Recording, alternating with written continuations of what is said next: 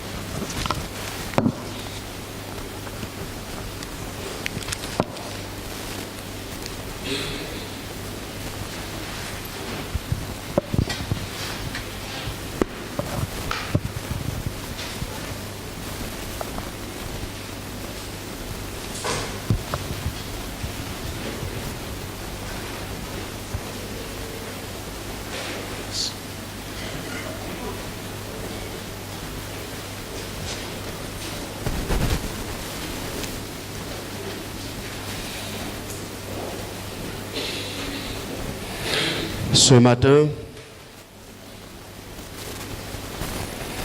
c'est un sujet ultra sensible. Restez accrochés, frères et sœurs, à ce message. Il y a à peu près plus de 15 jours, j'avais conduit la prière sur le péché. Nous avons prié sur la confession de nos péchés et de prier les uns pour les autres afin que nous soyons guéris. Vous vous rappelez?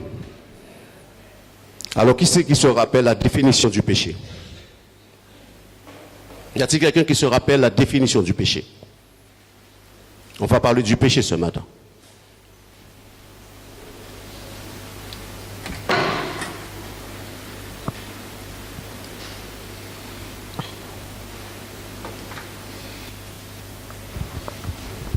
Le tableau risque d'être trop petit, pasteur. Il va falloir acheter un plus grand tableau la prochaine fois.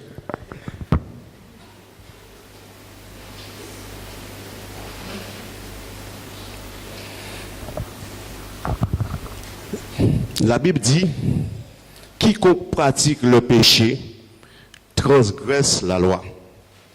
Car le péché est la transgression de la loi divine. Jésus nous a pardonné de nos péchés. Et le pasteur l'a souvent répété, de nos péchés judiciaires. Ce péché, personne ne pourrait donner sa vie pour pouvoir sauver sa vie.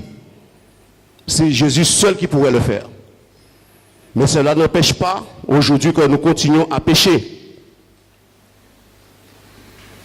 Le salaire du péché, c'est quoi? Donc, le péché est une activité qui a un salaire. Et c'est bien la mort. Et vous savez, nous continuons tous à pécher. Tous les jours, nous péchons. Nous allons voir tout à l'heure la liste du nombre de péchés que nous pouvons commettre chaque jour. Mais ce matin, Dieu veut éduquer son peuple. Il n'y aura pas de salut pour quiconque si on n'est pas éduqué. Tout parent ici, je pense, a déjà eu le courage d'éduquer leurs enfants. Pourquoi nous éduquons nos enfants? Afin qu'ils discernent et distinguent ce qui est bien et ce qui est mal. Et c'est pour cela que Dieu nous éduque, pour que nous puissions discerner ce qui est bien et ce qui est mal. Parce que ce qui est mal ne peut pas demeurer dans le ciel. Dieu ne connaît pas le mal. Nous allons voir la liste des péchés tout à l'heure. Ça ne pourra jamais exister dans le ciel. Jamais, jamais. Et c'est pour cela que Dieu nous éduque lorsque nous venons dans sa maison, afin de ne pas pratiquer ces choses-là. C'est un travail de longue haleine pour les chrétiens. Un chrétien ne vient pas à l'église par routine. Il vient pour écouter la parole de Dieu, mais pour aussi la mettre en pratique.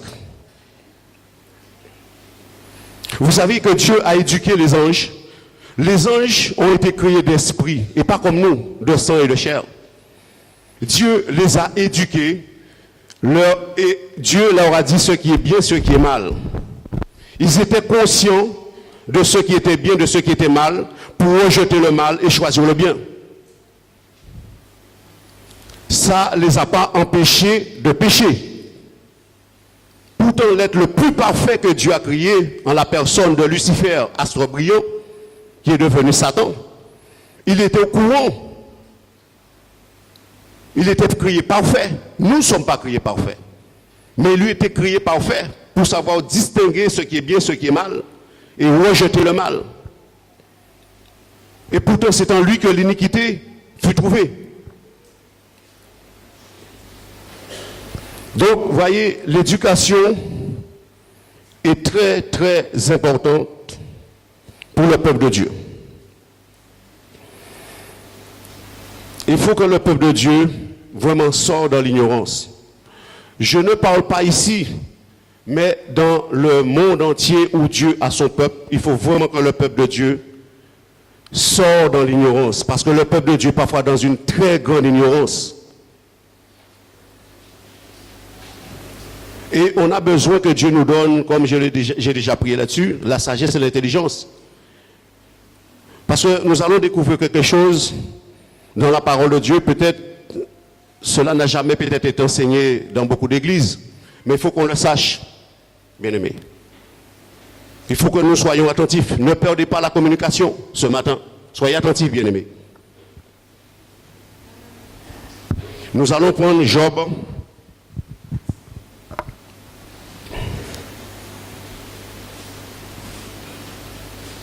Job chapitre 1.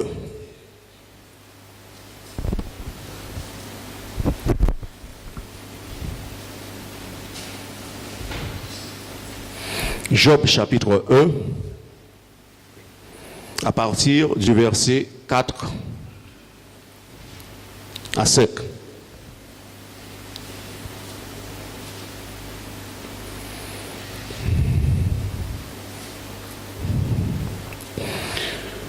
Je lis. Ses fils, je ne vais pas prendre de les débuts, à partir du verset 4. Ses fils allaient les uns chez les autres et donnaient tour à tour un festin, et ils invitaient 3 de leurs sœurs à manger et à boire avec eux.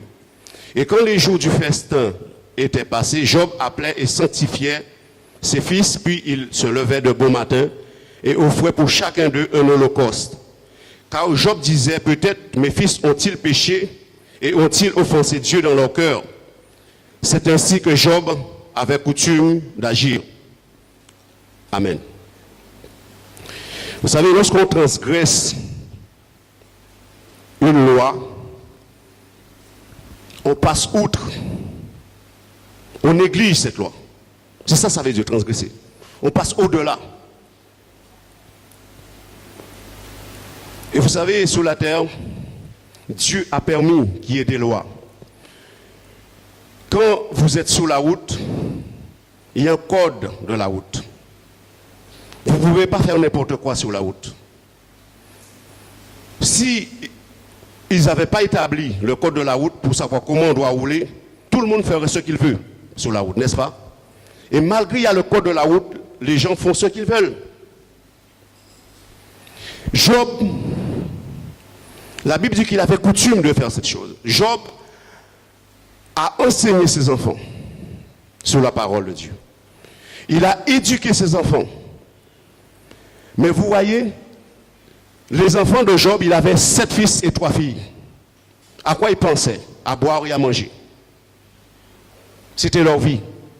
À tour de rôle, les fils invitaient leurs sœurs et ils mangeaient. La Bible dit que Job s'inquiétait aussi pour ses enfants. Il disait, peut-être mes enfants ont offensé Dieu et ont péché contre l'Éternel. La définition du péché, le salaire du péché, c'est la mort. Job aimait ses enfants. Et il savait que si ses enfants péchaient contre l'Éternel, Dieu pourrait les châtier. Et il offrait à chacun un holocauste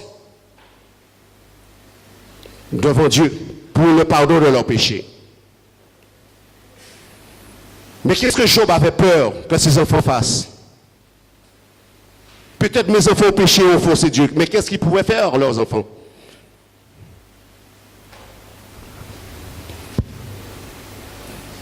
Ils pouvaient peut-être se moquer de Dieu.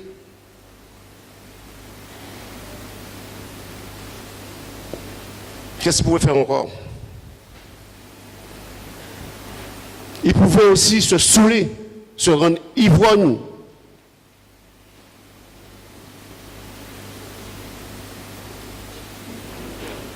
L'ivrognerie. Vous aimez vos enfants? Vous qui avez des enfants, vous aimez vos enfants? Vous inculquez vos enfants? Vous éduquez vos enfants concernant la parole de Dieu?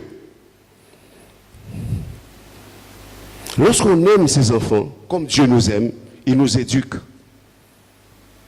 Dieu nous éduque parce que Dieu connaît que le châtiment du péché, c'est la mort. Voilà ce que Job faisait. Il avait peur que ses enfants meurent sous le châtiment de Dieu. Et il offrait un holocauste pour chacun de ses enfants, pour le pardon de leurs péchés et de leurs offenses.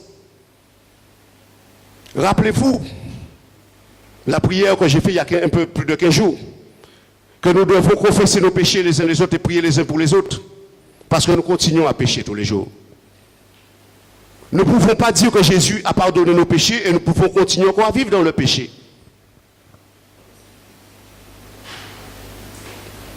J'espère que ce message ne sera pas trop long, mais excusez-moi, bien-aimés, frères et sœurs, si l'heure qui m'est impartie est dépassée, parce qu'il y a beaucoup de choses à dire, mais nous avons vu ce que le péché peut amener. Nous allons voir la quantité de péché.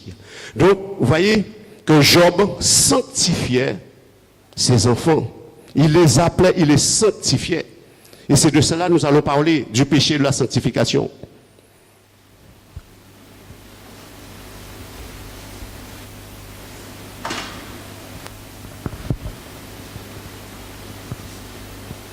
Alors, le péché égale à transgression.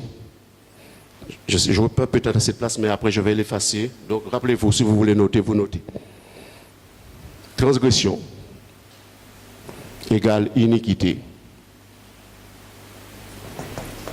égale mort éternelle.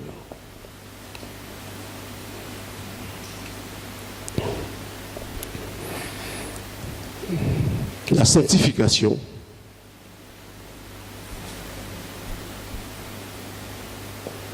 égale transformation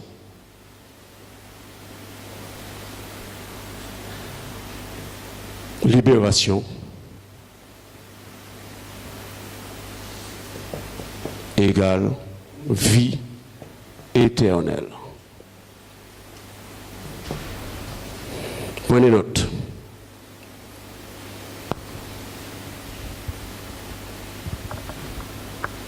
Après, je vais l'effacer. Voilà la signification du mot péché. Transgression, iniquité égale la mort éternelle. La sanctification pour notre salut, c'est être transformé, être libéré égale la vie éternelle.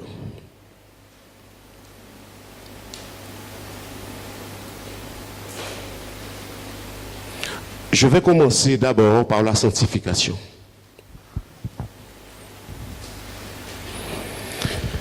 Donnez-moi la liste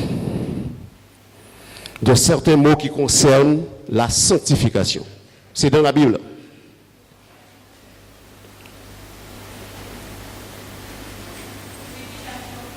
La sanctification, les mots qui concernent la sanctification. L'amour, la paix, la joie, la patience, la douceur, la bonté, la bienveillance, la maîtrise de soi.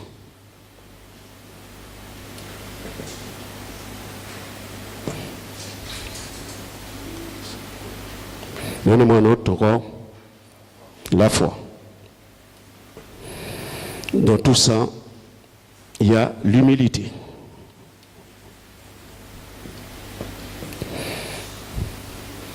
Voici ces œuvres que chaque chrétien doit pratiquer s'il veut rentrer dans le ciel. Voilà, la transformation, la libération égale la vie éternelle. On le connaît tous, bien-aimés.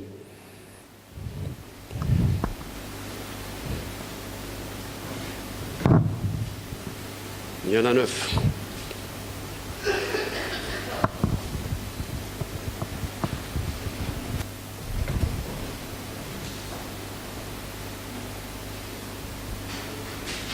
Merci.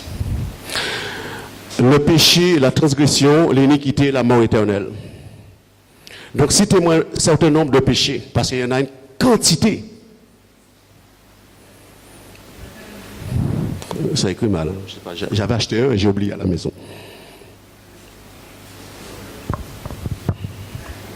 Alors, citez-moi le nombre de péchés que vous connaissez.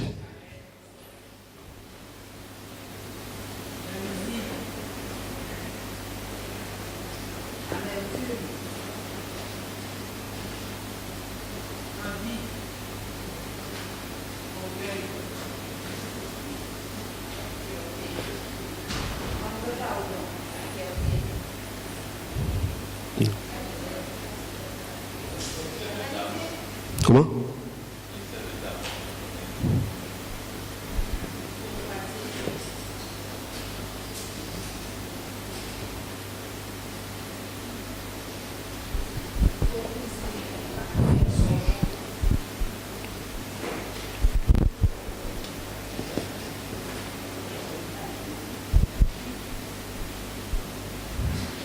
Allez-y.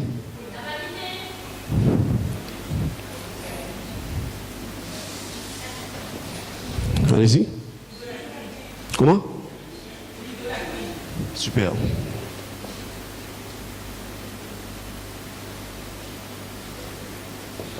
Encore?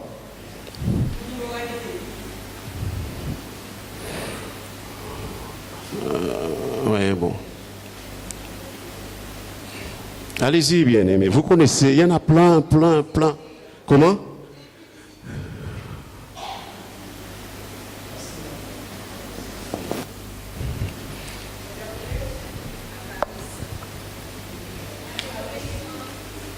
Nous irons plus vite parce que là, il y a beaucoup de choses à dire.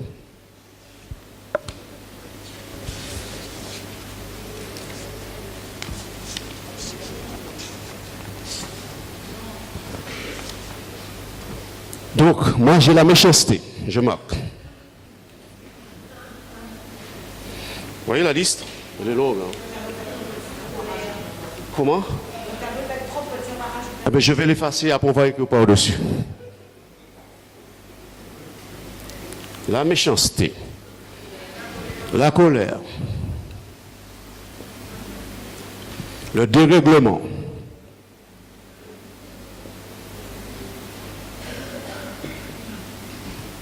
la cupidité,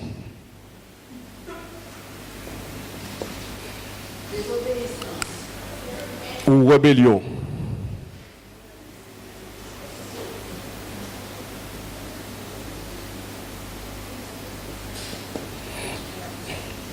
j'ai animosité.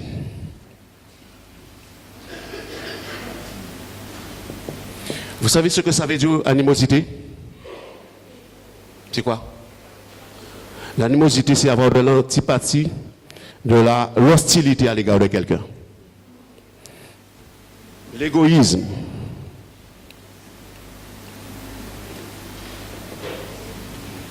Les sectes. Le vol, viol, blasphémateur.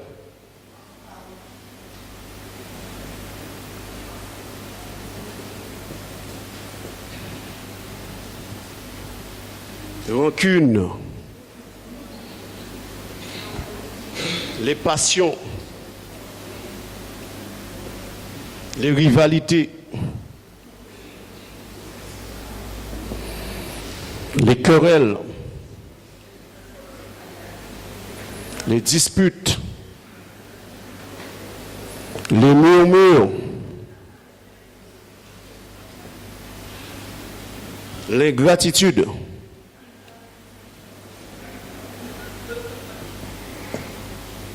les divisions,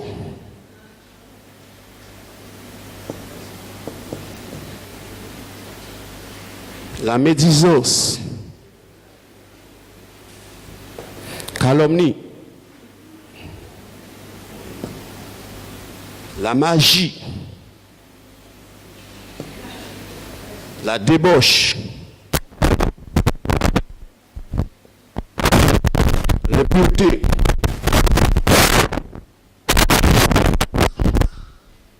traite ou trahison, provocateur,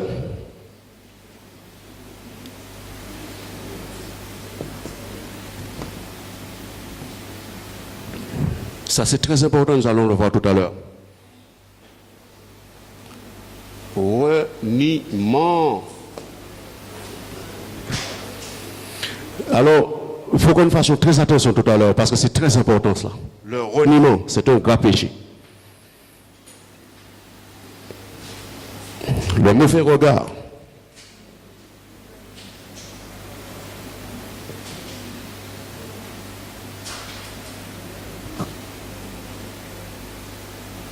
La violence. La violence. Hautain. Fanfaron. Irréligieux.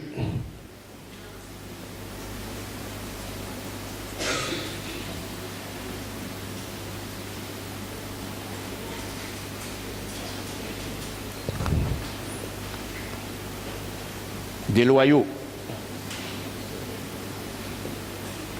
C'est la même chose que malhonnête. Hein? Quand on n'est pas loyal, on est malhonnête. Ok? Déloyaux.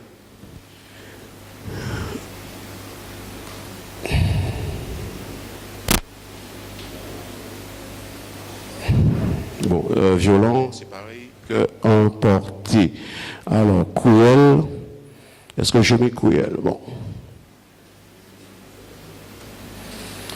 Est-ce que vous pouvez apprendre par cœur ces choses-là, mesdames? Pensez-vous que ces choses-là, ça nous caractérise aujourd'hui? Est-ce que ce nombre de péchés, nous avons vu combien? 9 concernant la sanctification. Regarde le nombre de péchés que nous pouvons commettre. C'est incalculable. Le salaire du péché, c'est énorme, énorme. Chaque jour, nous pouvons commettre plusieurs de ces péchés. Et vous savez, dans le ciel, aucun de ces péchés ne pourra exister. Quel travail que nous avons à faire, bien-aimés, pour arriver à la sanctification. Nous pouvons aussi méditer la parole de Dieu. Réfléchir. Parce que le peuple de Dieu ne peut pas venir à l'église et dire que je suis déjà sauvé, tout est atteint pour moi parce que Jésus a pardonné tous mes péchés. Lorsque nos enfants vont à l'école, on les éduque. Le peuple de Dieu a besoin aussi d'une véritable éducation. Ce n'est pas Jésus qui va nous empêcher de faire ces choses. Ce n'est pas Dieu non plus. C'est chacun d'entre nous qui devront combattre le péché et le mal. Jésus ne le fera pas pour nous. Il nous a créés libres.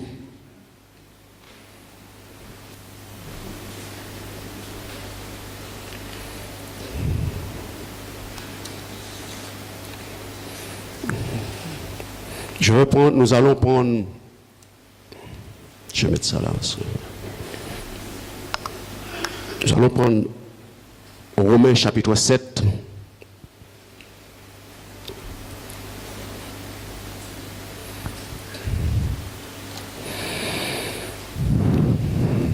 Je vais prendre la traduction de la parole vivante.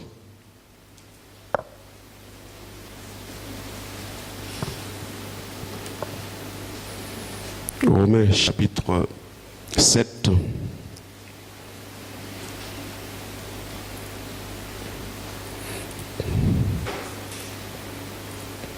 Jusqu'à 13. Ce n'est pas la même traduction, donc vous allez suivre. Moi, j'ai la parole vivante. Faudrait-il en conclure que loi et péché sont une seule et même chose? Certes non.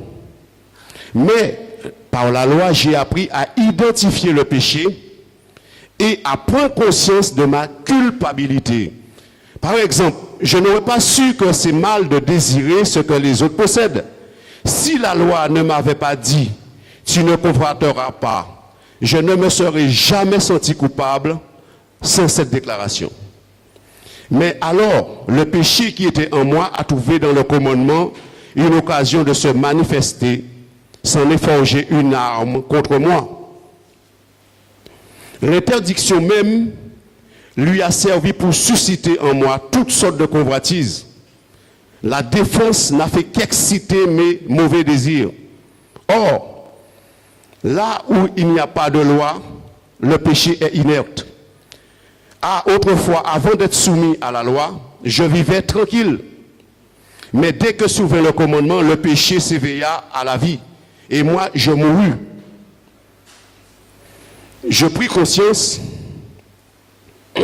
d'être un pécheur, c'est-à-dire un condamné à mort.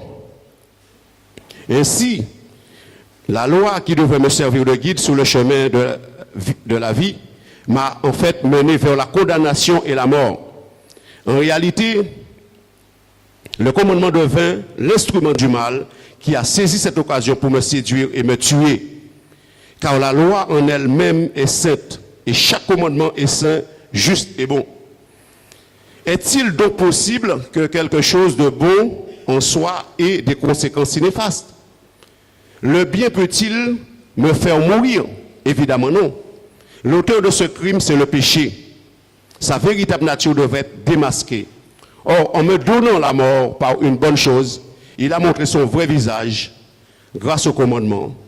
Il est apparu dans toute sa virulence. Sa nature foncièrement maléfique a donc paru au grand jour. Amen.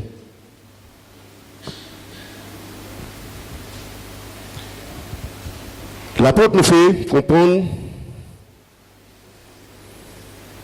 que s'il n'y a pas de loi, il n'y a pas de péché. Vous êtes d'accord avec moi? L'apôtre dit qu'il faisait ce qu'il voulait, il vivait. C'est comme nous, lorsque nous étions dans le monde, on ne s'inquiétait pas si on faisait le bien, si on faisait le mal. On vivait. Mais dès qu'on est devenu chrétien, Dieu nous a dit ce qui est bien, ce qui est mal. Donc la loi a apparu. Donc ce qui fait qu'il y a une guerre maintenant entre le bien et le mal. Dès qu'on est devenu chrétien, il y a une guerre contre ces péchés-là. Parce qu'on a été éclairé par la parole de Dieu. J'ai une notice. Si je n'ai pas de notice pour cet appareil, je le mettrai en marche sans savoir si cet appareil va fonctionner ou pas. Le fabricant a écrit cette notice afin de le mettre en fonctionnement comme il devrait fonctionner.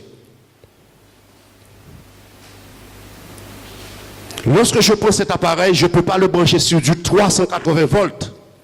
Parce qu'il me dit que cet appareil se branche sur du 220 volts. Donc je peux mieux faire à ma façon. Mais après les conséquences, c'est moi qui le paye. Il en est de même pour le péché. C'est ce que l'apôtre Paul est en train de dire. Dieu n'a pas créé l'homme mauvais, Dieu nous a créé bon. Mais qu'est-ce qui nous a rendu mauvais? C'est le péché. C'est cela. C'est ça qui rend l'homme, qui souille l'homme, c'est le péché. Et le péché rentre dans l'homme dans toute sa virulence, dans toute sa puissance. Aujourd'hui, qu'est-ce que nous voyons dans le monde? Les gens ne peuvent plus supporter. C'est la haine, c'est la méchanceté, c'est tout ce que Dieu n'a pas envie de voir. Dieu n'a pas envie de voir ça au milieu de son peuple. Job sanctifiait ses enfants. Donc c'est pour cela que Dieu nous demande de marcher dans la sanctification. Dieu ne le fera pas à notre place. Quel travail qu'il y a à faire, bien-aimé. Et c'est pour cela que l'apôtre Paul dit que le péché ne règne pas dans nos corps mortels. Mais regardez ce que l'apôtre Paul dit.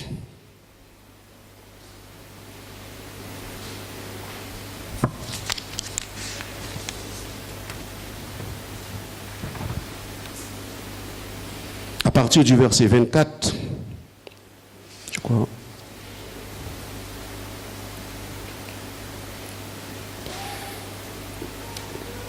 Là, c'est toujours la traduction que j'ai parole vivante. Quel déchirement terrible, infortuné que je suis, qui me libérera de l'emprise de ma nature pécheresse, qui affranchira mon corps de l'esclavage des mauvais instincts. Dieu merci, il existe une issue. Dieu lui-même m'a délivré par Jésus-Christ notre Seigneur. Je résume ce que je viens de dire. Livré à moi-même et à mes propres forces, je suis d'un côté lié à la loi de Dieu par ma conscience et ma raison, mais de l'autre, je suis par mon être naturel esclave de la loi du péché. Nous pouvons remercier Jésus-Christ bien-aimé. Nous pouvons le remercier de tout cœur. Qui pourrait nous délivrer notre corps de ces péchés? Et heureusement, il est venu pour nous pardonner aussi ces péchés-là quand nous péchons. Et heureusement, il nous donne son Esprit Saint pour combattre le péché. Et heureusement, il intercède pour nous auprès du Père. Qui pourrait nous délivrer, comme l'apôtre Paul dit? Parce que la question que l'apôtre Paul pose, nous pouvons tous poser la même question. Qui pourra nous délivrer de ce corps de péché? Interrogeons-nous, bien-aimés. Qui pourrait nous délivrer? Si Jésus n'était pas venu, personne ne serait sauvé là. Personne. Personne. Mais il y a une incertitude qui plane dans nos vies, bien-aimés. Nous allons le voir tout à l'heure. Il y a beaucoup d'incertitudes. La Bible dit, Romains chapitre 8, et nous allons passer tout à l'heure aux choses très sérieuses.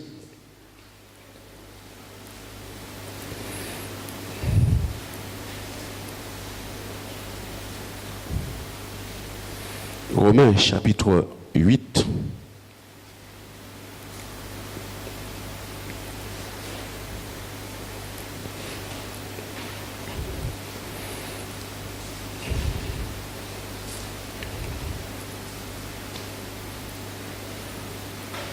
À partir du verset 5. Aussi longtemps que l'homme veut disposer seul de sa vie, il ne parvient pas à se détacher de lui-même. Tous ses désirs, ses intérêts et ses plans tournent autour de sa personne. Sous l'empire de la chair, on tend à ce qui est charnel. Mais ceux qui suivent les suggestions de l'esprit se préoccupent de ce que Dieu désire et concentrent leurs recherches sur les richesses spirituelles.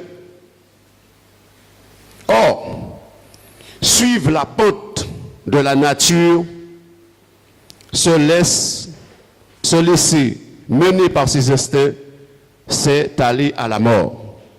Car le salaire du péché, c'est bien la mort.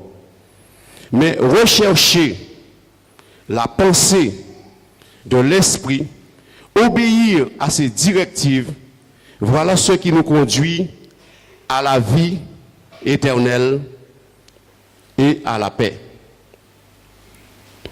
C'est ce que nous avons vu, la sanctification. La vieille nature pécheresse est opposée à Dieu. L'homme qui la suit ne se soucie guère d'accomplir la volonté divine. Il ne veut ni ne peut s'y soumettre.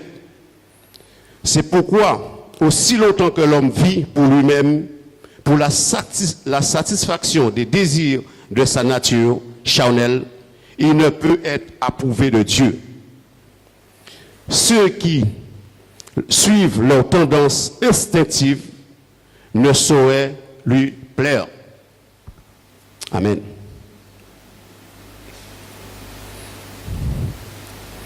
Si on ne cherche pas à s'améliorer jour après jour dans la sanctification, comme nous avons vu les mots tout à l'heure, nous ne saurons plaire à notre Dieu. En aucun cas. La Bible dit, je le répète, le salaire du péché, c'est la mort.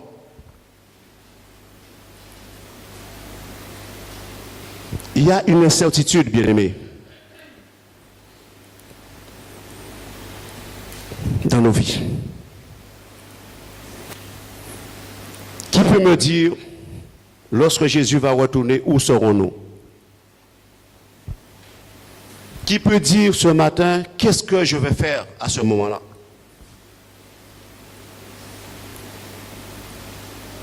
Nous n'avons pas de réponse, bien-aimés. Nous n'avons aucune réponse. Parce que nous ne savons pas où serons-nous, ce que nous allons faire lorsque Jésus sera de retour. Et nous ne savons pas non plus si nous serons vivants.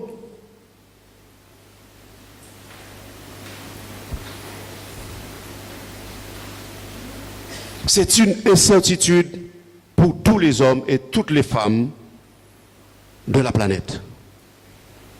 Et pourtant, quel est l'avertissement que Dieu nous donne? Prenez garde à vous-même. Prenez garde à vous-même. Prenez garde à vous-même. Soyez sur vos gardes. Soyez sur vos gardes. Priez sans cesse. Veillez.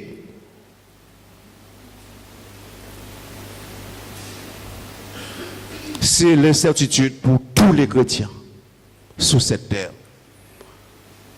C'est l'ignorance de savoir qu'est-ce qu'on va devenir avant le retour du Christ.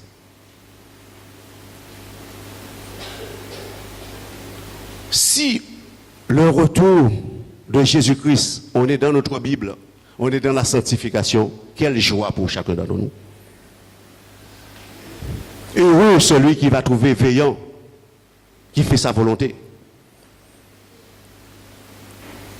Mais parfois, ça arrivera où des chrétiens vont manquer de l'huile. Puisque l'iniquité s'est accrue, l'amour du plus grand nombre va se refroidir.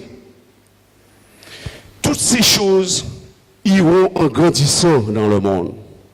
De plus en plus, nous allons voir une augmentation de ces péchés dans le monde.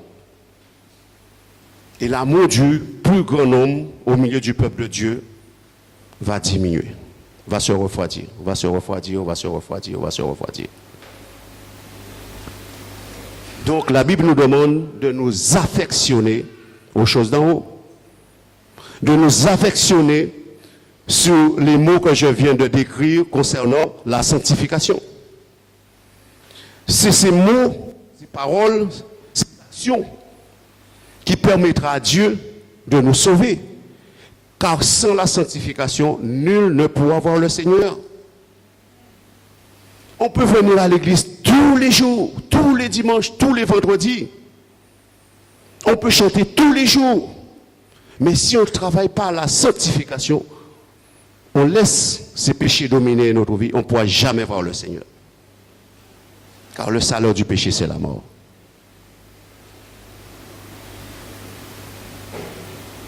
Je ne voyais pas ces choses avant. Il y a quelques années, je lisais la parole de Dieu.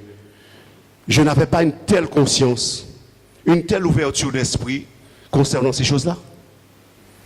Maintenant, je grandis avec le Seigneur. Dieu m'ouvre l'esprit et l'intelligence pour comprendre. Et ce que je comprends, j'essaie de vous l'inculquer aussi. Parce que Dieu nous a appelés à sa gloire. Mais il nous éduque.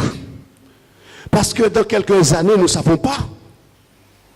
Vous n'aurez pas peut-être cette éducation. C'est à vous, à chacun d'entre nous, d'englober toute cette éducation que Dieu nous donne lorsque nous venons dans la maison de Dieu, de l'ingurgiter et de le mettre en pratique. Amen. Et c'est pour cela que lorsque Dieu nous invite, nous convoque dans sa maison, il faut que nous ayons les deux oreilles très attentifs, le cœur ouvert pour Dieu. L'apôtre Paul l'a compris. Et vous lisez Romains chapitre 6, 7 et 8, vous remarquez ce qu'il parle, il raconte sur le péché. Parce que même l'apôtre Paul, lui aussi était un grand criminel. Parce qu'il persécutait lui-même l'église du Seigneur. Et c'est pour ça qu'il dit que c'est le péché qui est en lui qui le poussait à commettre ces choses-là.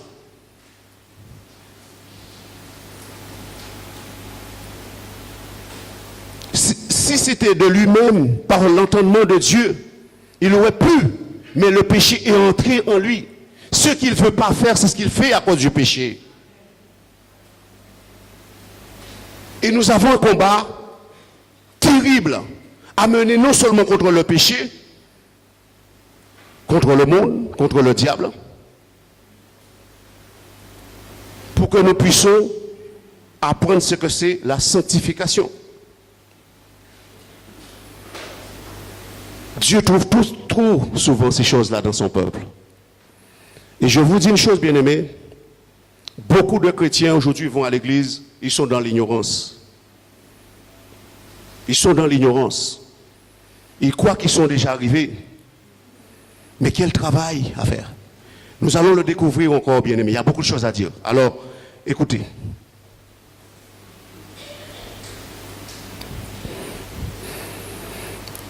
Nous allons prendre Genèse chapitre 3.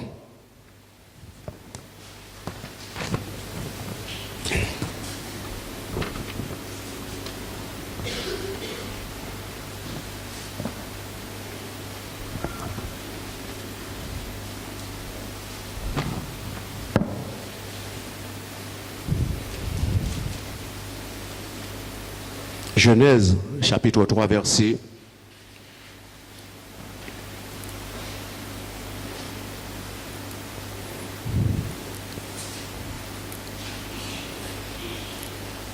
9. Mais l'Éternel, Dieu appela l'homme et lui dit, où es-tu? Il répondit, j'ai entendu ta voix dans le jardin et j'ai eu peur parce que je suis nu et je me suis caché. Et l'Éternel, Dieu, dit, qui t'a appris que tu es nu? Est-ce que tu as mangé de l'arbre dont je t'avais défendu de manger? L'homme répondit, la femme que tu as mise auprès de moi m'a donné de l'arbre et j'en ai mangé. Et l'Éternel dit à la femme, pourquoi as-tu fait cela? La femme répondit, le serpent m'a séduite et j'en ai mangé. Amen. Vous savez, Dieu a éduqué Adam et Ève dans le jardin d'Éden. C'était pour voir s'ils avaient de l'obéissance en eux. Mais vous savez, la chose la plus difficile pour un être humain, c'est d'admettre ses torts. Le savez-vous? La chose la plus difficile pour un être humain, quel que soit l'être humain, c'est de reconnaître ses torts. Ça, c'est le premier exemple. Nous allons voir plusieurs exemples dans la Bible. Qu'est-ce que, lorsque Dieu a donné l'ordre à Adam de ne pas manger le fruit de la connaissance du bien et du mal, il avait de la connaissance et il avait la compréhension pour comprendre ce que Dieu lui a dit. Mais remarquez bien quelque chose. Qu'est-ce qu'il a fait Adam? Ça arrive à beaucoup d'entre nous parfois. La femme que tu as mise à côté de moi qui m'a poussé à manger le fruit. Donc l'accusation est tombée sur sa femme. Adam aurait pu reconnaître sa faute et dire, c'est vrai Seigneur, je reconnais. Mais il a mis l'accusation sur sa femme. C'est ma femme qui m'a poussé. Si tu n'avais pas mis cette femme à côté de moi, je ne l'aurais pas mangée. Donc c'est la faute à Dieu. Mais Ève n'a pas été meilleure qu'Adam. La femme d'Adam n'a pas été meilleure que lui. C'est le serpent qui m'a induit en erreur. Ça ne nous arrive pas parfois d'accuser toujours l'autre. C'est toujours la faute de l'autre. Personne n'a voulu reconnaître son erreur. Mais le serpent n'a pas pu se défendre parce qu'il ne parlait pas. Ève a accusé le serpent, mais le serpent aurait pu dire, mais c'est le diable. Mais il n'avait pas de bouche pour parler.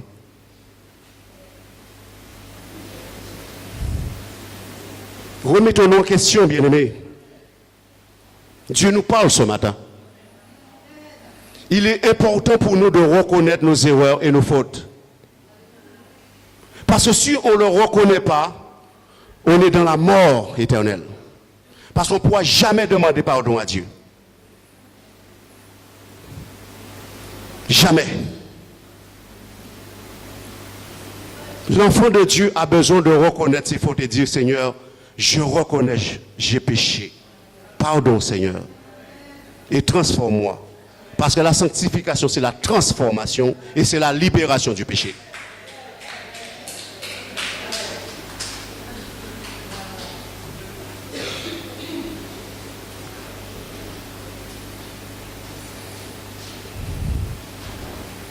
C'est pas facile d'être chrétien, bien-aimé. Le péché nous domine,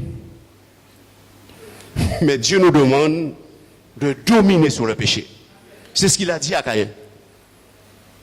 Caïn, où est ton frère? Je ne sais pas. Caïn sait très bien qu'il a tué son frère Abel. Il n'a pas voulu reconnaître qu'il a tué son frère. Il était tellement en furax, il était tellement furieux qu'il n'a pas voulu reconnaître qu'il a tué son frère. Un grand crime devant Dieu. Dieu le voit.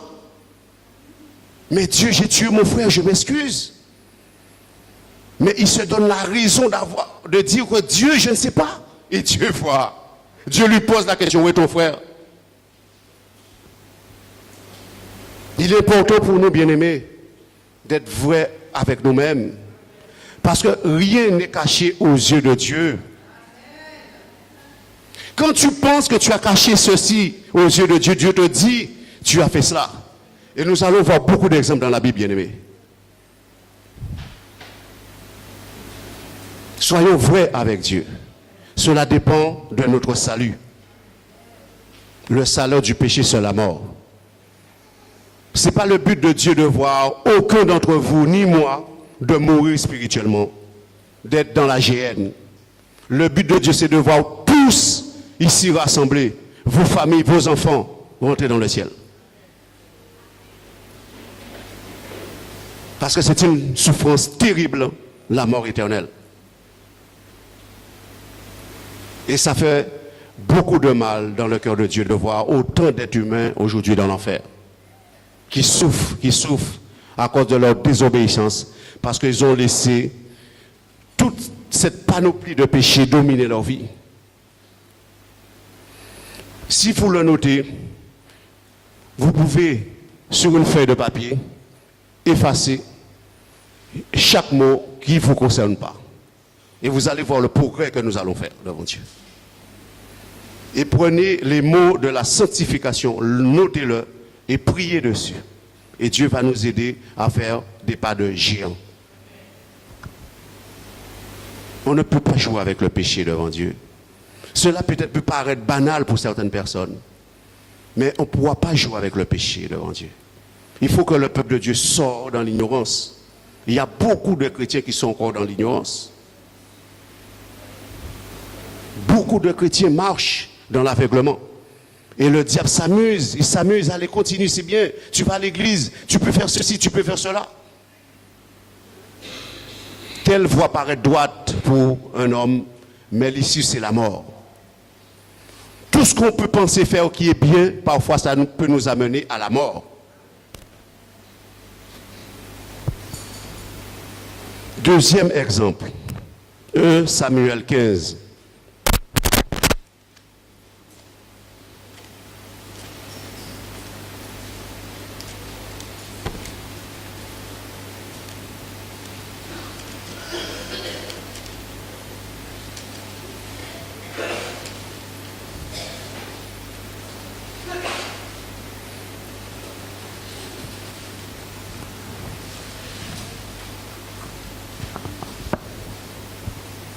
1 Samuel, chapitre 15.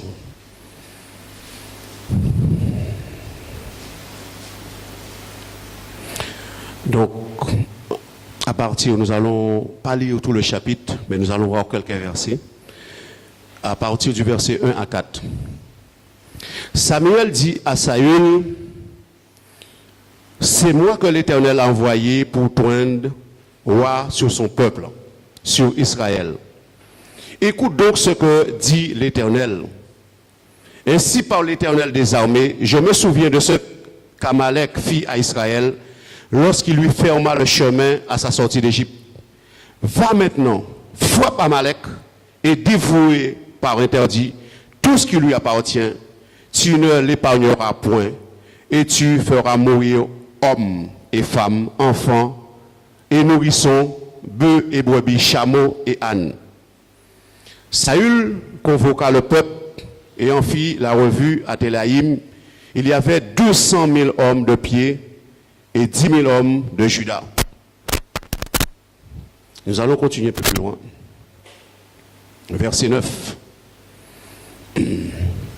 Mais Saül et le peuple épargnèrent Agag et les meilleures brebis, les meilleurs bœufs, les meilleures bêtes de la seconde portée, les agneaux gras et tout ce qu'il y avait de bon. Ils ne voulurent pas le dévouer par interdit et ils dévouèrent seulement tout ce qui était méprisable et chétif.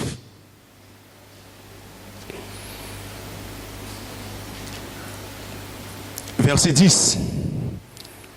L'Éternel adressa la parole à Samuel et lui dit, je me repens d'avoir établi Saül pour roi, car il se détourne de moi et il n'observe point mes paroles. Samuel fut irrité et il cria à l'Éternel toute la nuit. Il se leva de bon matin pour aller au-devant de Saül et on vint lui dire, Saül est allé à Carmel et voici, il s'est érigé un monument. Puis il s'en est retourné et passé plus loin, il est descendu à Gilgal. Samuel se rendit auprès de Saül et Saül lui dit, sois béni de l'Éternel. J'ai observé la parole de l'Éternel. Nous restons un petit moment. J'ai observé la parole de l'Éternel. Premier mensonge. Vous avez vu que Samuel ne savait pas ce que Dieu avait vu. Et c'est pour ça que je vous dis que Dieu voit ce que nous ne voit pas.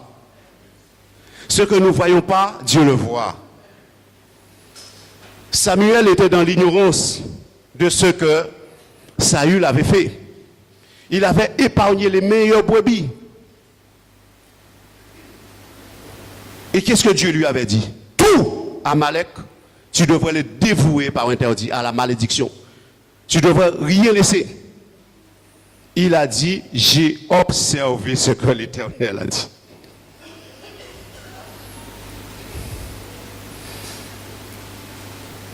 J'ai observé la parole de l'Éternel. Mais écoutez bien ce que Samuel lui dit.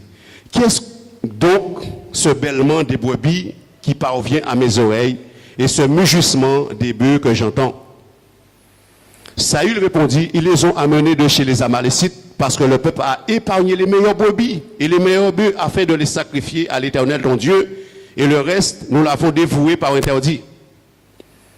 Samuel dit à Saül, arrête et je te déclarerai ce que l'Éternel m'a dit cette nuit. Et Saül lui dit, parle.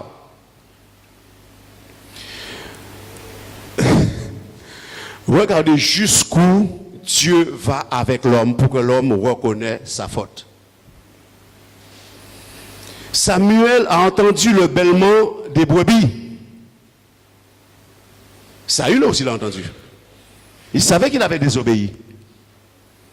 Mais il dit qu'il a observé la parole de l'Éternel.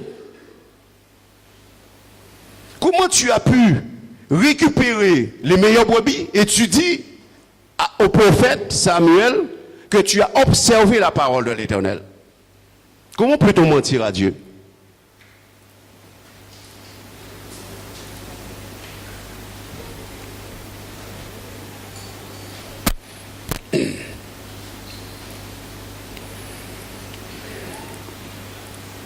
Alors, Samuel continue.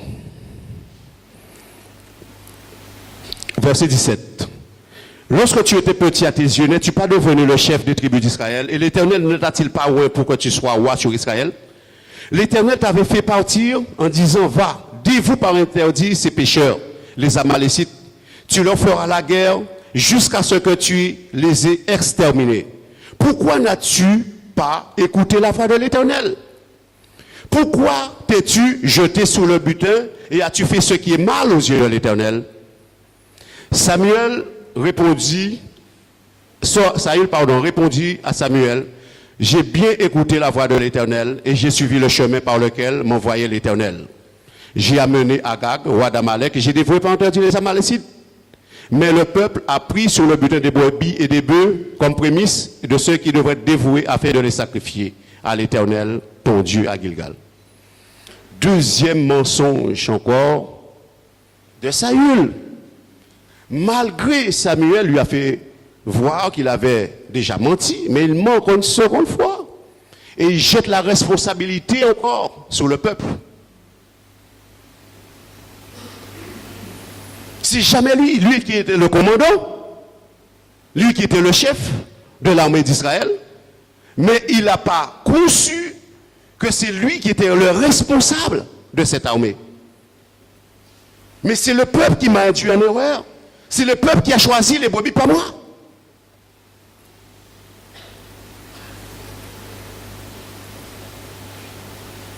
Dieu ne joue pas avec le péché, bien-aimé.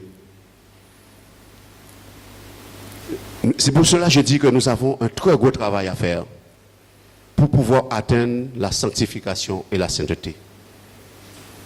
Parce que l'homme, quel que soit l'homme, il a du mal à admettre ses torts. L'homme a du mal à reconnaître qu'il a péché. Et c'est pour cela que Dieu m'avait conduit il y a 15 jours sur cette prière de confesser nos péchés les uns les autres et prier les uns pour les autres. Parce que nous péchons tous les jours. Tous les jours nous péchons. On a besoin de reconnaître nos fautes pour aller de l'avant. Parce que si on les cache, on ne pourra pas prospérer. On ne pourra pas grandir. Dieu aime celui qui est sincère avec lui. Lorsque tu reconnais ta faute, tu dis Seigneur, pardon, Dieu t'élève. C'est ça Dieu aime. Mais de ne pas poursuivre le mal et le péché. Parce que le salaire du péché, c'est bien la mort.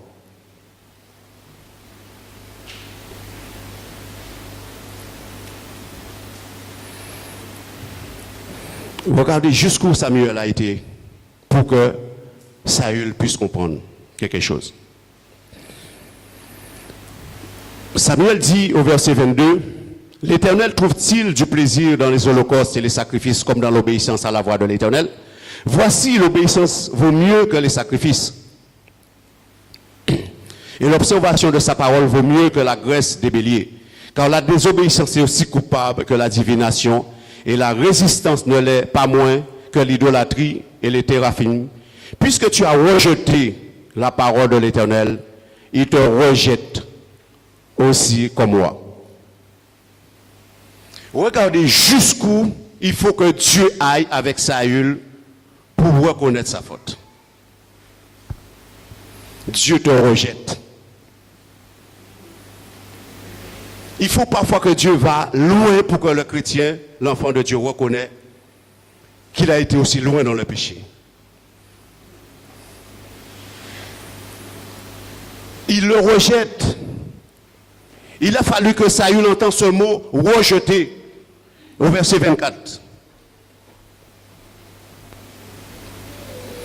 Alors Saül dit à Samuel, « J'ai péché, car j'ai transgressé l'ordre de l'Éternel, et je n'ai pas obéi à tes paroles.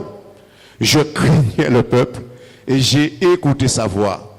Maintenant, je te prie, pardonne mon péché, reviens avec moi, et j'adorerai l'Éternel. » Samuel dit à Saül, « Je ne retournerai point avec toi, car tu as rejeté la parole de l'Éternel, et l'Éternel te rejette, afin que tu ne sois plus roi sur Israël. » Verset 30. Saül dit encore, « J'ai péché.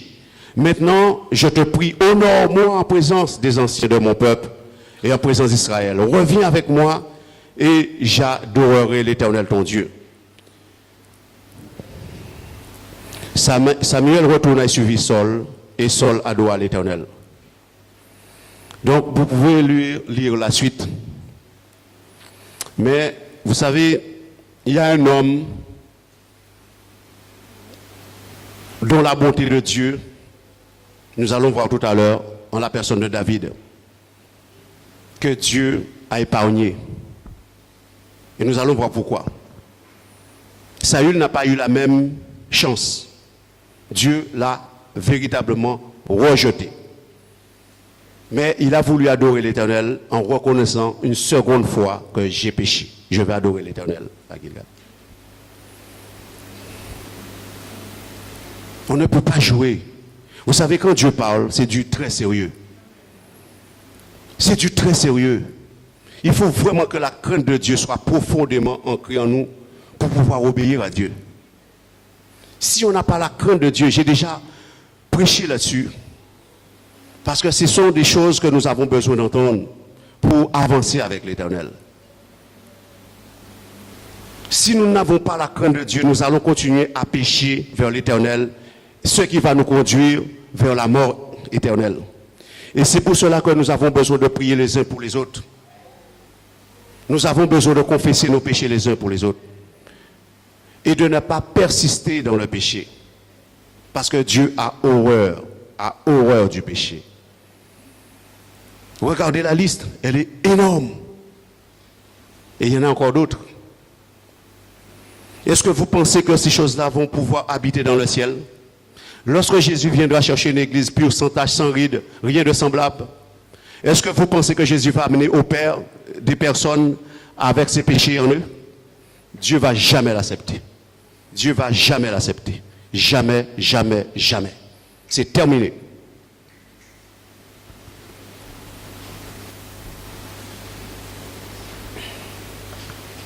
Nous allons prendre le troisième exemple. Il s'agit de David. Donc 2 Samuel 12.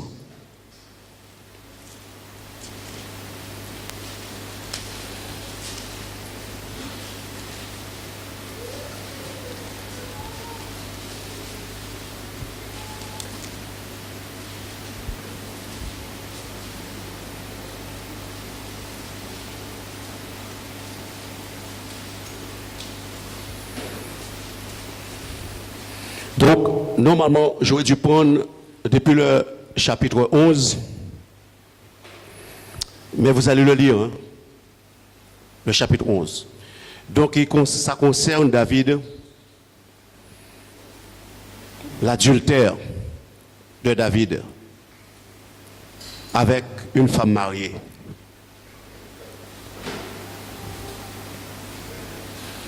Et à cause de la beauté de cette femme, David s'est laissé séduire. Et comme il voulait vraiment récupérer cette femme, il a trouvé une astuce pour pouvoir tuer le mari de cette femme et de la récupérer. Il s'agit de Bathsheba. C'était un crime énorme que David a commis.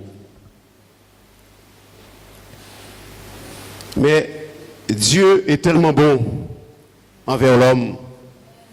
Parce que David était un homme selon le cœur de Dieu. Et c'était un homme qui aimait chercher la face de Dieu, qui priait. Et Dieu l'a épargné. Dieu l'a épargné d'une mort certaine. Écoutez ce que Nathan lui a dit, le prophète. Chapitre 12, verset 1. L'Éternel envoya Nathan vers David, et Nathan vint à lui et lui dit, il y avait dans une ville 2 hommes, l'un riche et l'autre pauvre. Le riche avait des brebis et des bœufs en très grand nombre. Le pauvre n'avait rien du tout qu'une petite brebis qu'il avait achetée. Il la nourrissait et elle grandissait chez lui avec ses enfants. Elle mangeait de son pain, buvait de sa coupe, dormait sur son sein. Et il la regardait comme sa fille. Un voyageur arriva de chez l'homme riche. Et le riche n'a pas voulu toucher à ses brebis ou à ses bœufs pour préparer un repas au voyageur qui était venu chez lui. Il a pris la brebis du pauvre et l'a apprêtée pour l'homme qui était venu chez lui. Verset 5. La colère de David s'enflamma violemment contre cet homme et il dit à Nathan, l'Éternel est vivant. L'homme qui a fait cela mérite la mort.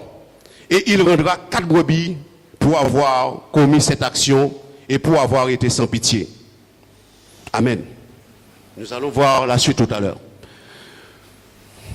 Vous savez, c'est plus facile de juger les autres que de juger soi-même. Regardez comment Nathan est venu par une sorte de parabole pour montrer à David que c'était lui cet homme. Il ne voyait pas que c'était lui. Il a dit que cet homme mérite la mort. Mais lui, il ne voyait pas qu'il lui aussi méritait la mort. C'est toujours comme ça. On voit toujours les autres méritent la mort, mais nous, on ne mérite jamais la mort.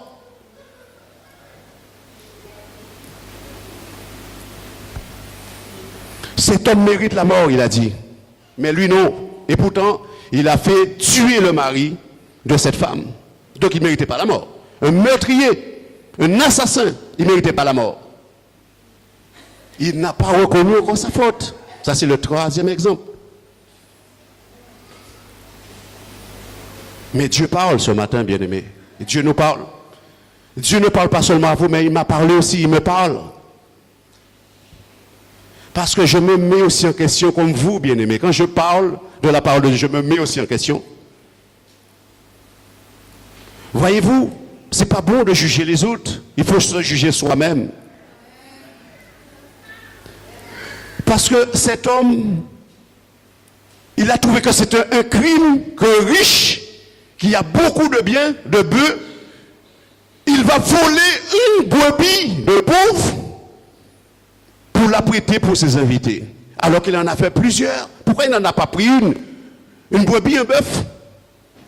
Mais quelle méchanceté!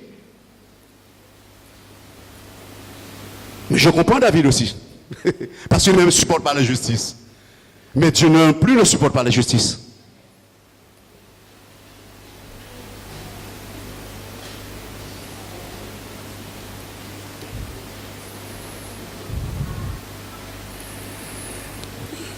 Verset 7.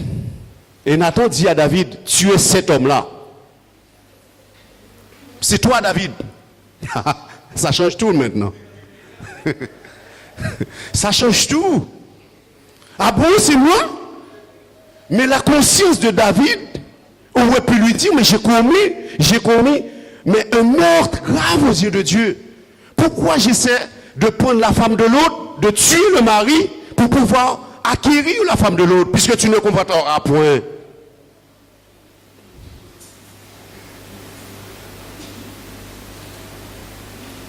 Il ne savait pas qu'il a commis une erreur, David? Mais, bien aimé, je ne sais pas moi. Quelqu'un commet une erreur aussi grave, moi je ne sais pas, mais ça traverse ma conscience.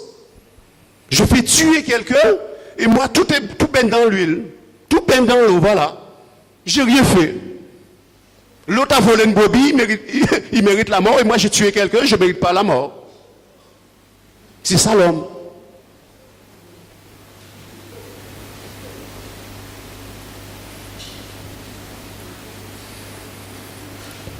Ainsi parle l'Éternel, le Dieu d'Israël, verset 7.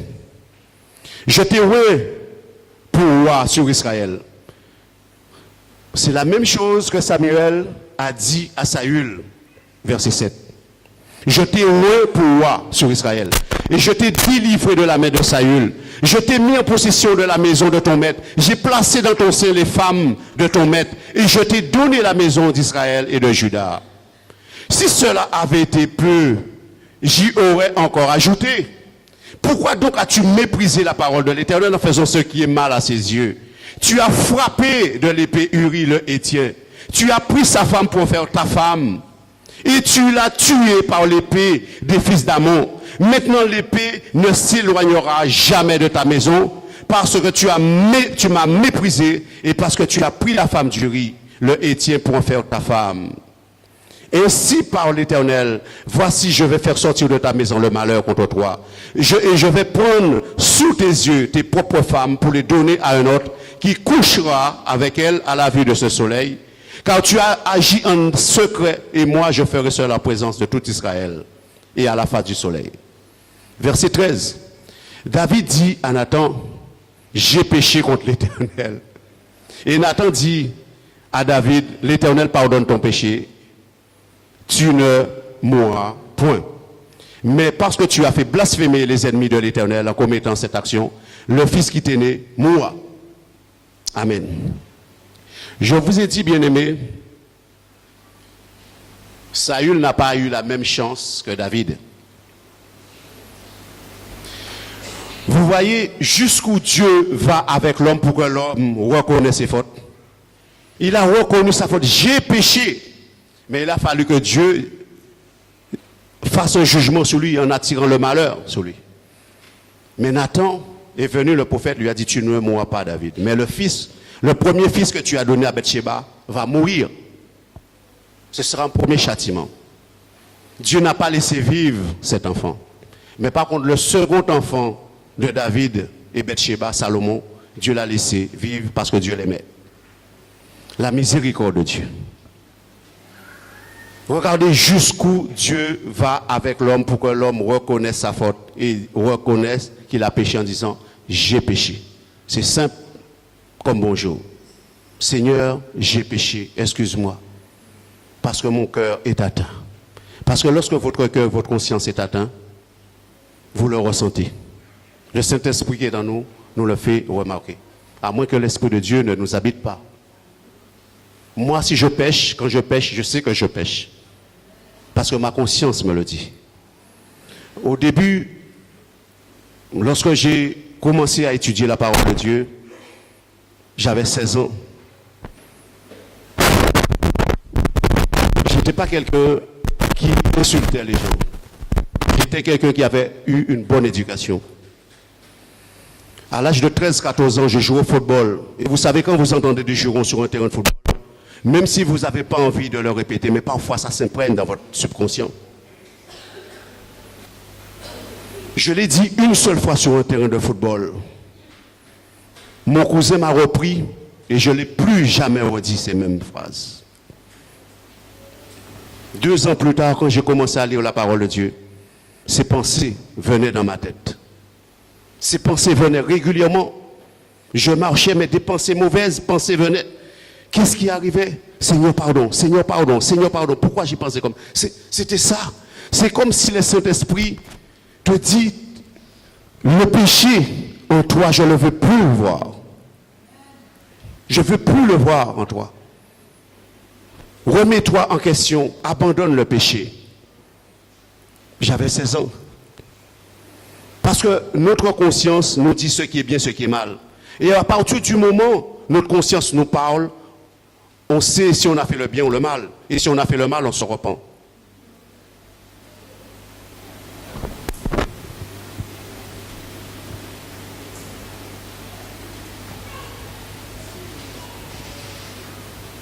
Nous allons voir un 4e exemple.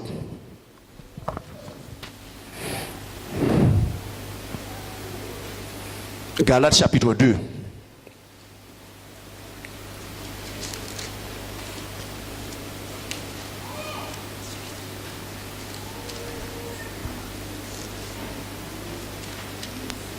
Galates chapitre 2, versets 11 à 14.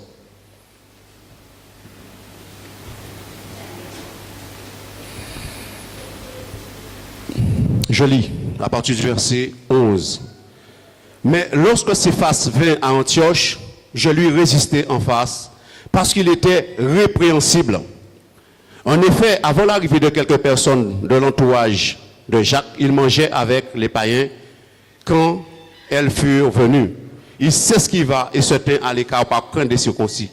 Avec lui, les autres juifs usèrent aussi de dissimulation, en sorte que Barnabas même fut entraîné par leur hypocrisie. Voyant qu'ils ne marchaient pas droit selon la vérité de l'évangile, je dis à ces faces en présence de tous, si toi qui es juif, tu vis à la manière des païens et non à la manière des juifs, pourquoi forces-tu les païens à judaïser? Amen. Voyez-vous, bien-aimés, ça c'est le quatrième exemple encore d'un homme qui n'a pas reconnu sa faute.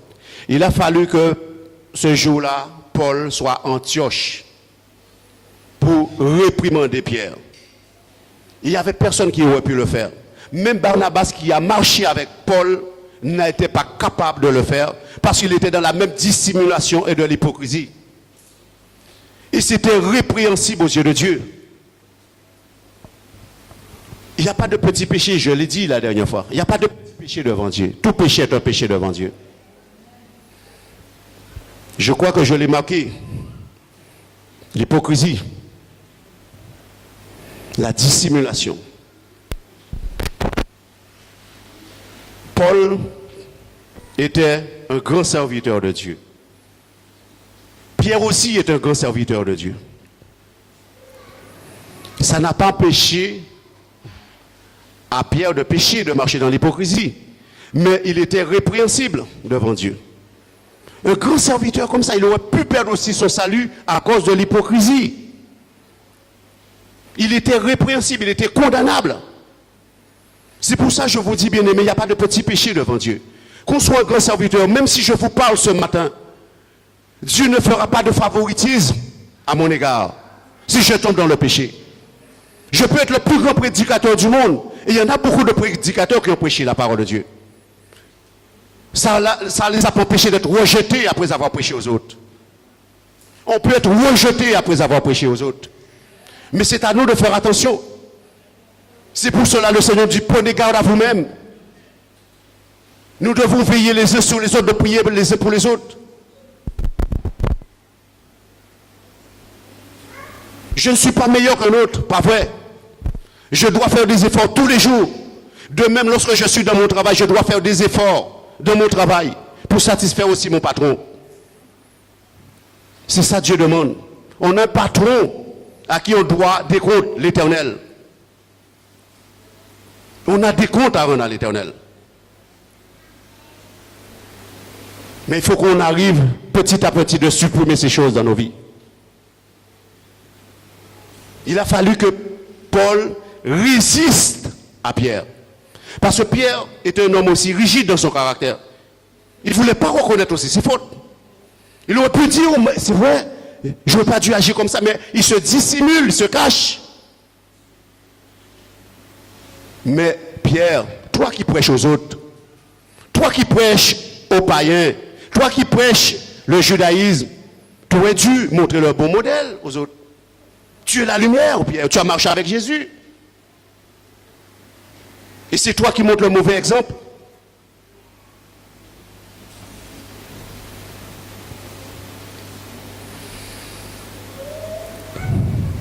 Nous allons voir un dernier aspect, bien-aimé, du péché. Ça, c'est du très sérieux ce matin. Écoutez bien, c'est du très sérieux. Il y a 4 aspects. C'est le péché contre le Saint-Esprit. Mais il y a quelque chose que nous devons savoir. Nous allons parler d'abord sur le reniement. Vous savez, personne ne sait demain qu'est-ce qui va se produire dans notre vie. La Bible dit, ils vont vous livrer aux synagogues. Plusieurs vous feront mourir, croyant rendre un culte à Dieu. Il faut tenir à ce moment-là. Si on est affronté, est-ce que nous allons faire comme Pierre? Moi, je ne connais pas cet homme, je ne connais pas Jésus. Je ne l'ai jamais vu cet homme, je n'ai jamais entendu parler de cet homme. Celui qui me reniera devant les hommes, je le renierai aussi devant Dieu. Bien-aimé, c'est du très sérieux. Le monde évangélique, on ne les a pas inculqués à prêcher l'évangile dans le monde. Si vous regardez bien, le plus souvent, ce sont les témoins Jéhovah qui sont dans les rues pour parler au monde la parole de Dieu. Si demain un jour on est affronté devant ce genre d'événements, qu'est-ce que nous allons dire, qu'est-ce que nous allons faire? Puisque Jésus peut nous rejeter.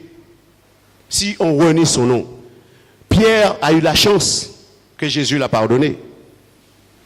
Il a renié Jésus 3 fois. Et nous devons travailler, bien-aimés, dans notre sanctification, afin de ne pas renier Jésus-Christ.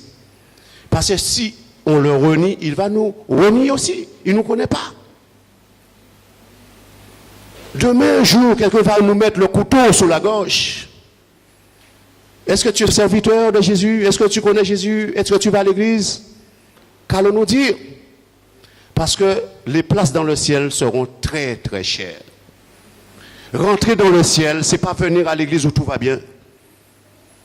Les places dans le ciel vont être très, très chères, bien-aimés. Au prix de notre sang, parfois.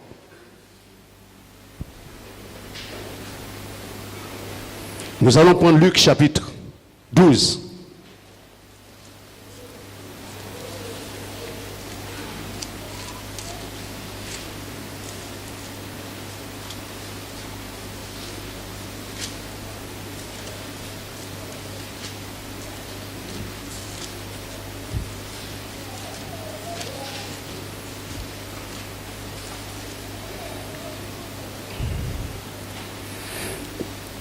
Luc chapitre 12, versets 9 à 10.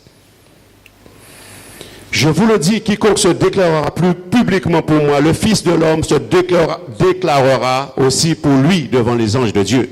Mais celui qui me reniera devant les hommes sera renié devant les anges de Dieu.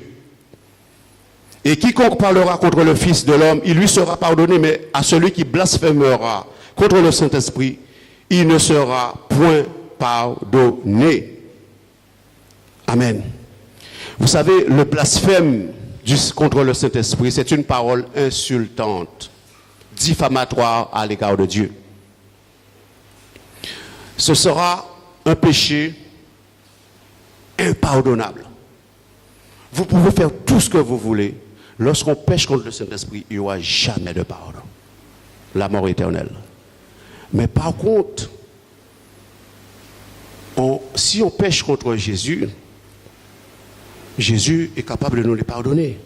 Mais jamais contre le Saint-Esprit. Jamais attribuer une œuvre du Saint-Esprit au diable. C'est ça, blasphémer contre le Saint-Esprit. Attribuer ce qui est à Dieu au diable. Vous péchez contre le Saint-Esprit. Et c'est ce que les pharisiens disaient, que Jésus avait un démon en lui. Il chassait les démons par les princes de Belzébul et commettait une très grande erreur devant Dieu en disant cela. Il blasphémait Dieu. Ça, il faut que nous fassions très attention. Parce que le chrétien peut ignorer beaucoup de choses pour son salut. Mais nous ne sommes plus dans l'ignorance parce que Dieu parle ce matin.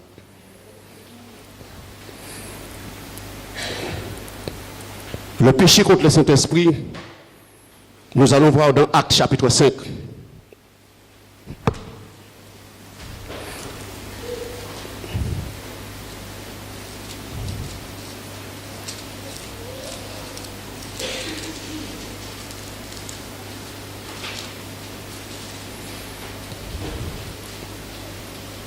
Actes chapitre 5. À partir du verset 1. Mais un homme nommé Ananias, avec Saphira, sa femme, vendit une propriété et retint une partie du prix. Sa femme, le sachant puis, il apporta le reste et le déposa aux pieds des apôtres. Pierre lui dit, Ananias, pourquoi Satan a-t-il rempli ton cœur au point que tu mentes au Saint-Esprit et que tu aies retenu une partie du prix du champ? S'il n'avait pas été vendu, ne te resterait-il pas? Et après qu'il a été vendu, le prix n'était-il pas à ta disposition? Pourquoi as-tu pu mettre dans ton cœur un pareil dessein? Ce n'est pas des hommes que tu as menti, mais à Dieu. Ananias, entendant ces paroles, tomba et expira. Une grande crainte saisit tous les auditeurs. Les jeunes gens s'étant levés, l'enveloppèrent, l'emportèrent et l'ensevelirent. Environ 3 heures plus tard, sa femme entra sans savoir ce qui était arrivé. Pierre lui adressa la parole. Dis-moi, est-ce à tel prix que vous avez vendu ce champ, le champ? Oui, répondit-elle, à ce prix-là. Alors Pierre lui dit, comment vous êtes-vous accordé pour tenter l'Esprit du Seigneur? Voici ceux qui ont enseveli ton mari sont à la porte. ils t'emporteront et ils t'emporteront. Au même instant, elle tomba au pied de la porte et expira. Les jeunes gens étant entrés, le trouvèrent morte, ils l'emportèrent et l'ensevelirent auprès de son mari. Une grande crainte s'empara de toute l'assemblée et de tous ceux qui apprirent ces choses. Amen. Voyez-vous, bien-aimés, comment c'est grave. C'est vrai, leur argent leur appartient. Ils n'étaient pas obligés de l'amener au pied des apôtres. Mais ils se sont mis d'accord, Ananias et Saphira, pour dire qu'ils ont vendu le champ à un tel prix. Et comme je vous ai dit tout à l'heure, Dieu voit toutes choses. Dieu connaît toutes choses, bien-aimés. Ce que nous ne voyons pas, Dieu le voit. Et vous savez, ils ne sont pas entrés au même moment. Ananias est arrivé avant. Comme si c'était, je ne sais pas, quelque chose de concert, je vais partir avant et puis l'autre vient après. Mais finalement, Ananias est mort, il est tombé, expiré. Sa femme est arrivée plus tard, pareil. On ne peut pas mentir au Saint-Esprit, bien-aimé. C'est du très sérieux, les choses de Dieu. Si Dieu nous éduque aujourd'hui, c'est pour que nous ne puissions pas reproduire les mêmes exemples que ces hommes-là et ces femmes-là.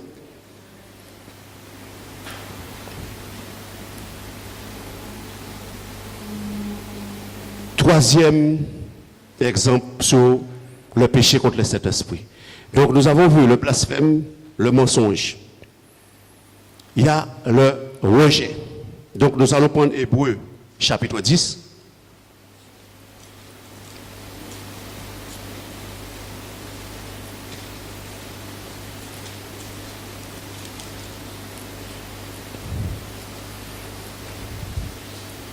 Hébreux chapitre 10, verset...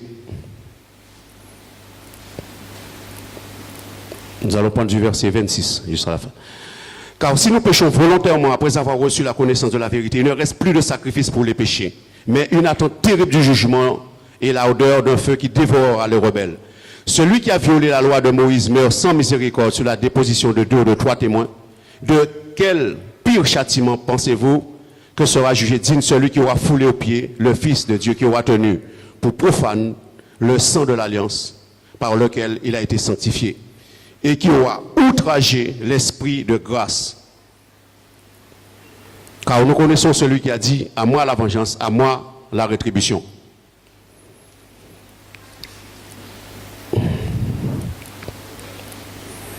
Nous allons prendre toujours dans Hébreux chapitre 6, verset 4 à 6. 4 à 6, verset 6. Chapitre 6, verset 4 à 6. Car il est impossible à ceux qui ont été une fois éclairés et qui ont goûté le don céleste et qui ont eu part au Saint-Esprit, qui ont goûté la bonne parole de Dieu et les puissances du siècle à venir et qui sont tombés, soient encore renouvelés et amenés à la repentance, puisqu'ils crucifient pour leur part le Fils de Dieu et l'exposent à l'ignominie. Lorsqu'une terre abreuvée par une pluie qui tombe souvent sur elle produit une herbe utile, à ceux pour qui elle est cultivée, elle participe à la bénédiction de Dieu. Mais si elle produit des épines et des chardons, elle est réprouvée et près d'être maudite, et on finit par y mettre le feu. Amen. Nous qui sommes là ce matin, c'est du très sérieux. Personne ne doit rejeter Dieu. Après avoir, comme chacun d'entre vous fait ce matin, d'écouter l'évangile, et que demain je dis, ça ne m'intéresse plus, je donne le dos à Dieu. Il y en a beaucoup de gens qui le font. Il y en a beaucoup de chrétiens. Ils donnent le dos à Dieu, malgré qu'ils ont entendu la parole, ils ont entendu des avertissements. Et ils ont rejeté de manière volontaire la parole de Dieu. Il n'y a plus de pardon, mais une attente terrible du jugement de Dieu. On ne peut pas donner le dos à Dieu lorsqu'on a écouté, on a goûté la bonne parole, l'évangile de Dieu. L'épreuve sera difficile dans nos vies. Les difficultés seront là. Mais nous ne pouvons pas venir à l'église parce que nous avons besoin de résoudre nos problèmes.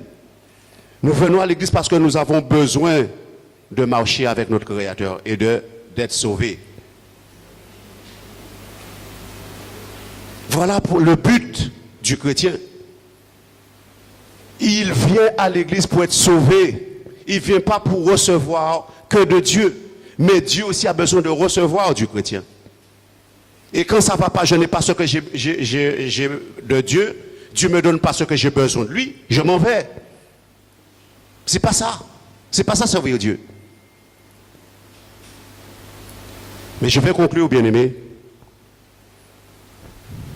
Écoutez cette phrase.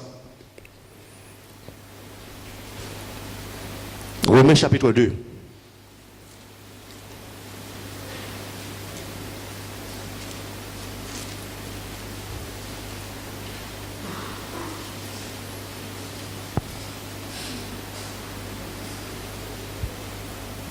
Romains chapitre 2.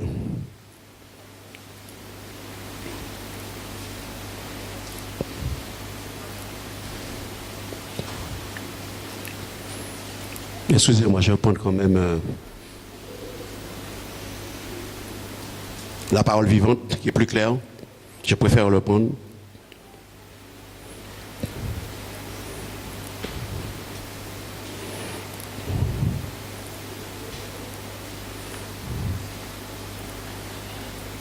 C'est pour moi, c'est pour vous tous.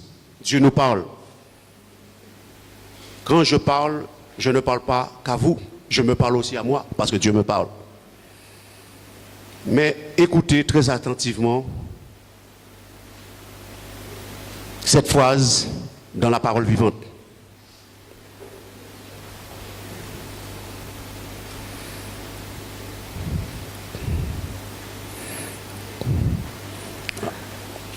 À partir du verset, on va commencer à partir du verset 1 et on va conclure. Oui, quel abîme de méchanceté, diras-tu, peut-être, mais qui que tu sois, toi mon ami, tu t'ériges en juge. Sais-tu qu'en parlant ainsi, tu prononces ta propre condamnation? Car tout en jugeant les autres, au fond, tu te conduis comme eux. Or, nous savons que le jugement de Dieu s'exerce sur les faits et non sur l'apparence. Il punira en toute justice ceux qui agissent ainsi. T'imaginerais-tu peut-être, toi qui t'arroges cette fonction de juge et qui te comporte comme tout le monde, que le simple fait de condamner autrui ou ton prochain te fera échapper à la sentence divine? Prendrais-tu la générosité de Dieu à ton égard pour de la faiblesse? Ou bien méprises-tu la bonté et la patience de Dieu? Ne vois-tu pas qu'il retarde si longtemps son châtiment pour te donner le temps de te détourner de tes péchés? N'as-tu pas donc compris que cette bonté de Dieu a comme seul but de t'inviter à changer ton attitude intérieure, de te pousser à la conversion? Au lieu de cela, tu te barricades derrière ta conduite soi-disant irréprochable. Prends garde de ne pas t'endurcir au point que ton cœur ne devienne incapable de se convertir. Tu augmenterais sans cesse la colère divine inscrite à ton compte. Elle te serait payée en entier au jour de la colère et du jugement lorsque Dieu dévoilera sa justice devant tous. Ce jour-là, il traitera chacun selon ce qu'il aura fait. Chaque homme recevra ce que valent ses actes. Ceux qui sans se lasser ont cherché à bien faire, prouvant par là qu'ils tenaient à l'approbation divine et aspiraient à la vie éternelle, ceux-là auront en partage la gloire, l'honneur et une vie impérissable. Les autres, par contre, qui n'ont pensé qu'à eux-mêmes, à la satisfaction de leurs ambitions et de leurs convoitises, se souciant fort peu de la vérité, les récalcitrants qui refusent d'obéir aux règles divines et s'abandonnent docilement au mal, seront frappés par la colère divine. Amen. Voyez-vous, ceux qui veulent pratiquer docilement le mal. Ceux qui cherchent à bien faire, qui vont travailler sa sanctification, qui veut travailler avec Dieu, Dieu lui réserve la vie éternelle. Sauf ceux qui ne veulent pas travailler et qui veulent rester dans le bain du péché. Dieu nous a parlé ce matin, bien-aimés. Donc, c'est à nous de méditer ce que Dieu nous a dit ce matin. Et de prendre très au sérieux la parole de Dieu. Parce que les choses dans le ciel sont très sérieuses. Même si les humains ne veulent pas être sérieux sur la terre, parce que le monde physique et le monde spirituel, ce sont deux mondes différents. Ce sont deux mondes opposés.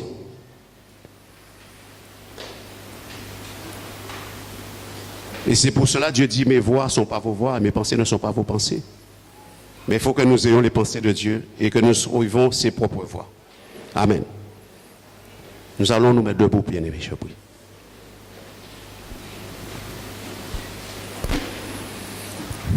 Oh Dieu Tout-Puissant, je te rends grâce, Papa, pour ta parole que tu nous as révélée.